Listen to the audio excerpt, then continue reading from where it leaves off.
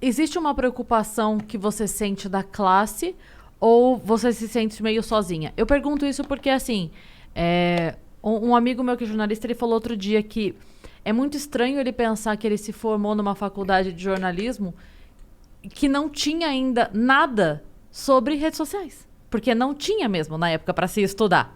Então, o que tem? Ok, agora tem, beleza, agora tem.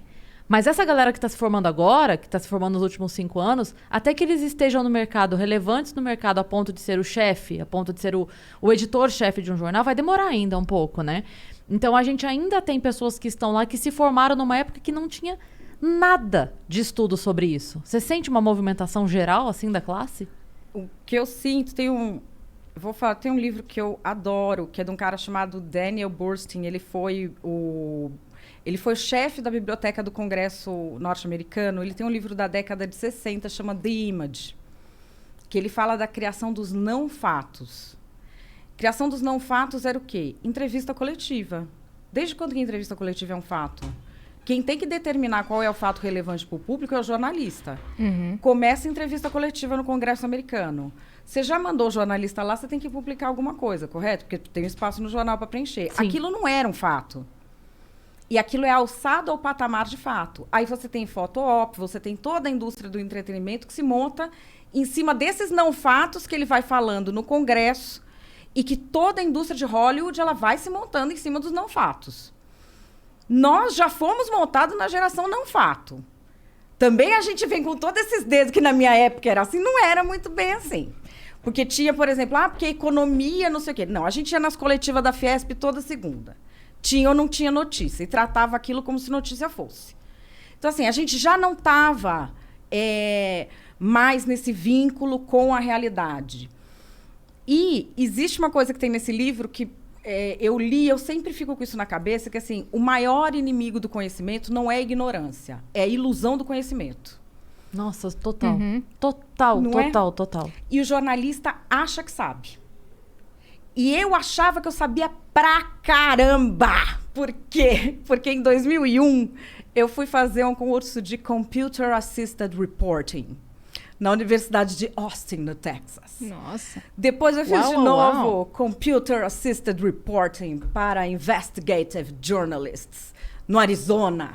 Que isso? Aí eu fiz o launch da Change.org, que é essa empresa de abaixo-assinado, sabe? Fui diretora de comunicação deles para a América Latina. Fui estudar tudo sobre gerenciamento, modelagem, tratamento de dados. Falei, mas não entendo tudo, cara, isso aí. Falou, pronto, tô sabendo. Aqui, ó. Aqui, entendeu? The Queen of Data is em tal. Eu achava que eu dominava. Uhum. A outra vez que eu achei que eu estava dominando tanto uma coisa na minha vida foi em 2003, quando eu caí de paraglider. E foi a mesma coisa que eu fiz agora. O tombo veio? Putz, mas veio. Porque eu achava que eu sabia o que eu estava fazendo. Não, paraglider, sabe? A musa do paraglider. Pá, me estabaquei. Foi 6 meses de gesso. Aí, dessa vez, foi mais ou menos a mesma coisa. Como na minha área, que era política, ninguém se interessava por isso de internet, eu tinha todo esse histórico. Eu fiz campanha política fazendo a área de redes sociais. Fui chamada para ajudar a operacionalizar redações para eles terem canal de YouTube. Fiz isso para Jovem Pan, fiz isso para Antagonista, fiz isso para Gazeta do Povo, que é um jornal que tem 103 anos. O canal tá aí, tá bombando. Tipo, nem eu mais estou fazendo vídeo no canal, o canal tá em pé, entendeu? Todos os canais Você que eu fez construí estão em acontecer pé. pra eles o digital. Fiz acontecer para 3, que estão bombando. É verdade. Eu achava, assim, The Queen of Digital Era, entendeu? Só que eu não sabia como isso funcionava em termos de psicologia social. Como que é? Eu não sabia qual era o impacto disso nessa formação dos pequenos grupos. Como que você reage à vida em rede?